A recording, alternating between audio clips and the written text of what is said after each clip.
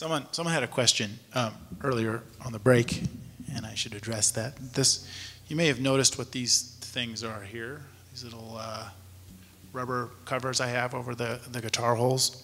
These are feedback stoppers, and the guitar is the acoustic guitar is a terrible creator of feedback. Feedback is, say for instance, the sound is picking up my voice coming through the microphone.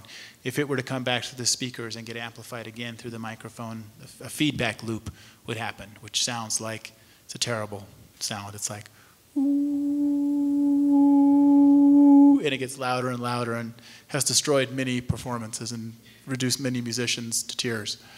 And the guitar is terrible for it because you've got this huge open amplifier here.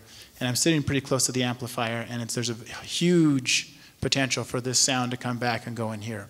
So these pieces of rubber then cover the sound hole, so the sound from inside goes out through the speakers and theoretically can't come back in.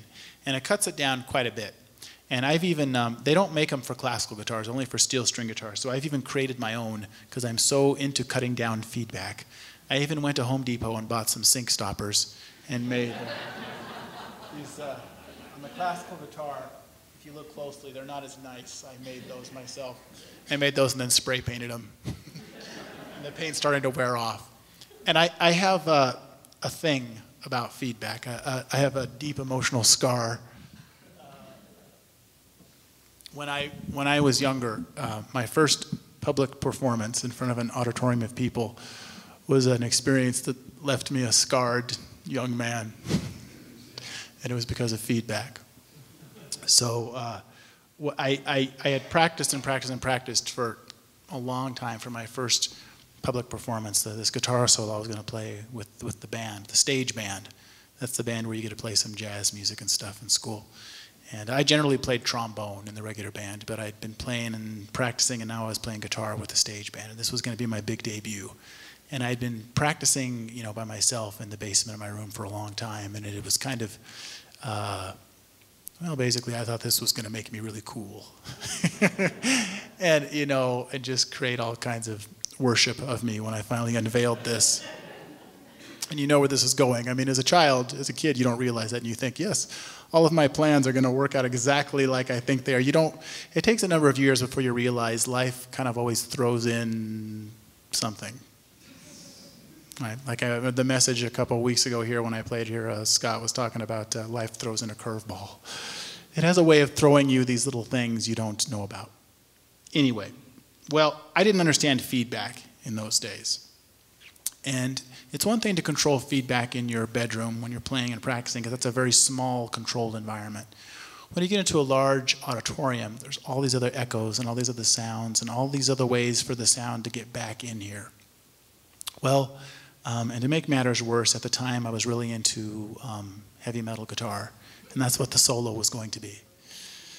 So I had one of these pedals called a distortion pedal, which takes the high end of the guitar and just cranks it through the roof and creates that really loud metal, heavy metal sound you get.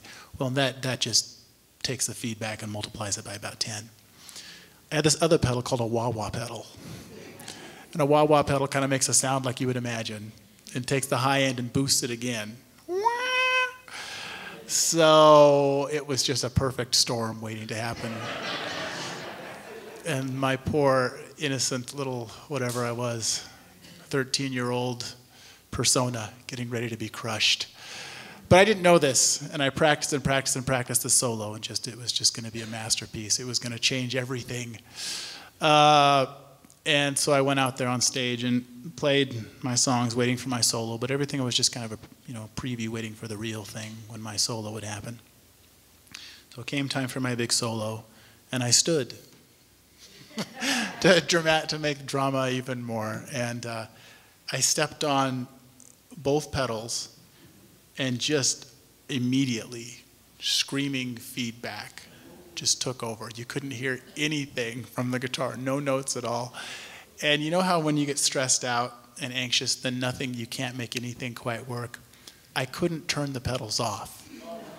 Not only could I not play notes, and I started stomping on them and kicking on them, and they would not turn off. And this horrible, ooh, sound filled the auditorium, loud. People were doing this, shaking their heads. Little kids were running, and lots of frowns and puzzled looks.